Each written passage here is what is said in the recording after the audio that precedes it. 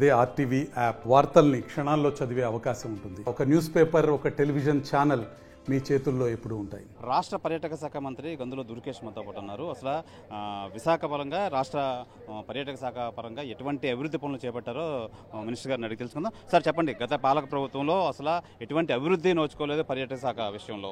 అలాగే విశాఖకి అనేక ఆస్కారం ఉంది అభివృద్ధి చేస్తే. అనేక మంది టూరిజం నుంచి డెవలప్ అయ్యి విదేశీయులు కూడా వచ్చే అవకాశం ఉంది. అలాంటి దాన్ని దీన్ని భ్రష్టు పట్టించారు అని మీరే అప్పుడు అనేక మంది సందర్భాల్లో చెప్పారు.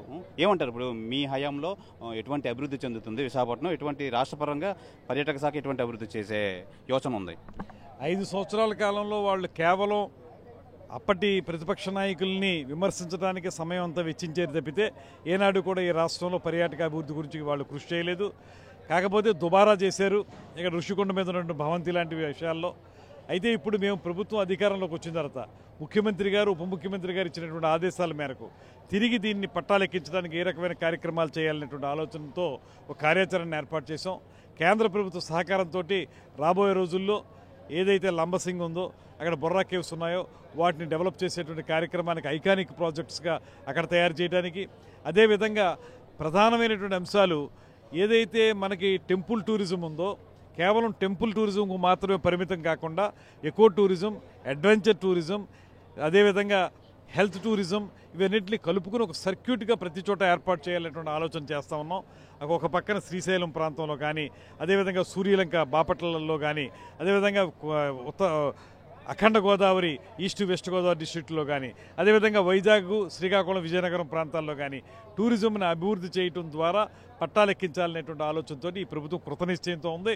రాబోయే రోజుల్లో ఆ కార్యక్రమాలను ఒక్కొక్కటి చేపడతాం. దానికి కేంద్ర ప్రభుత్వ సహకారం కూడా పెద్ద ఎత్తున లభిస్తూ ఉంది. వాటన్నిటితో కలుపుకుని ఈ ప్రాంతాన్ని, ముఖ్యంగా వైజాగ్ ప్రాంతం అంటే పర్యాటక రంగానికి పెద్దపీట వేసేటువంటి ప్రాంతం. ఒక పక్కన అద్భుతమైనటువంటి సముద్ర తీరం, మరో పక్కన కొండలు, మరో పక్కన అటవీ భాగం, ఇవన్నీ ఉన్నటువంటి ఈ ప్రాంతాన్ని ఈ మల్టిపుల్ టూరిజం యాక్టివిటీగా డెవలప్ చేయడానికి, కేవలం ఏ ఒక్క టూరిజం మాత్రమే కాకుండా మల్టిపుల్ టూరిజం యాక్టివిటీగా ఒక సర్క్యూట్గా తయారు చేయడానికి మేము ప్లాన్స్ తయారు చేసుకుంటున్నాం. త్వరలో వాటన్నిటిని కూడా అమలు చేస్తాం. సార్, గత ప్రభుత్వంలో అనేక కోట్లు వెచ్చించి రుషికొండ ప్యాలెస్ని అయితే తయారు చేశారు. దాన్ని ఇప్పుడు ఇటు దేనికి పనికి రాకుండా అలా వదిలేశారు. మీ ప్రభుత్వం ఎలాంటి చర్యలు తీసుకుంటుంది? దాన్ని ఏ విధంగా వాడబోతున్నారు? దాని మీద పూర్తి స్థాయిలో సమీక్ష చేస్తున్నారు ముఖ్యమంత్రి గారు. మొన్న జరిగిన రివ్యూలో కూడా మాట్లాడాం. ఇక రాబోయే రోజుల్లో మరో రివ్యూలో దాన్ని పూర్తి స్థాయిలో క్షుణ్ణంగా పరిశీలించి ఏ రకంగా దాన్ని ఉపయోగించాలనేటువంటి దాన్ని మేము ఆలోచిస్తాం. కాకపోతే మనందరికీ తెలుసు ఎంత దుబారా చేశారు డబ్బు అనేటువంటిది. అక్కడ గతంలో మనకి రిసార్ట్స్ ఉండేవి, అవి ఉన్నప్పుడు చాలా డిమాండ్ ఉండేది.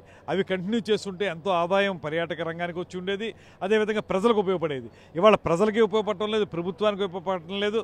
దుబారా చేసి డబ్బుని, ప్రభుత్వ ఖజానా నుంచి డబ్బును దోచుకెళ్ళినటువంటి సందర్భాన్ని మనం చూసాం. కనుక దాన్ని ఏ రకంగా సరిదిద్దాలనేటువంటి దాని మీద దృష్టి పెట్టాం. అతి త్వరలోనే దాన్ని ఒక కార్యాచరణ ద్వారా ముందుకు తీసుకెళ్తాం. అయితే పర్యాటక రంగ విశాఖకి చాలా ఆస్కారం ఉంది. దాన్ని ఈ ప్రభుత్వం అనేక ప్రాజెక్టులతో డెవలప్ చేస్తుంది. అలాగే రాష్ట్రంలో అనేక పైలట్ ప్రాజెక్టులు ఉన్నాయి, అలాగే టెంపుల్ సిటీస్ ఉన్నాయి. ఆ టెంపుల్ సిటీస్ అన్నింటినీ ఒక మంచి ఉద్దేశంతో మేము డెవలప్ చేసే ప్రక్రియ అయితే మేము ప్లాన్ ఆఫ్ యాక్షన్ అయితే రెడీ చేస్తున్నాం. గత ప్రభుత్వంలో అయితే ఈ టూరిజంకి అసలు పట్టించుకోలేదు, భ్రష్టు పట్టించారు. కానీ ఈసారి అయితే మట్టుకు మేము అనేక డెవలప్మెంట్లు అయితే చేసే విధంగా చేస్తున్నాం. అలాగే విశాఖ ఋషికొండలో ఉన్న ఆ ప్యాలెస్ని అయితే మంచి విధంగా ఎలా వాడుకోవాలి, ఎలా చేయాలని చెప్పి ఈ ప్రభుత్వం అయితే ప్లాన్ చేస్తుంది. దాన్ని మంచి కార్యక్రమానికి అయితే వాడతామని చెప్పి ఆంధ్రప్రదేశ్ రాష్ట్ర పర్యాటక శాఖ మంత్రి కందుల దుర్గేష్ అయితే తెలియజేశారు. కెమెరామెన్ అజయ్తో శివరామకృష్ణ, RTV, విశాఖపట్నం నుంచి. మరిన్ని వీడియోస్ కోసం ఛానల్ ని సబ్స్క్రైబ్ చేయండి. లేటెస్ట్ అప్డేట్స్ కోసం వాట్సాప్ ఛానల్ ని ఫాలో చేయండి. అండ్ లింక్ డిస్క్రిప్షన్ లో ఉంది.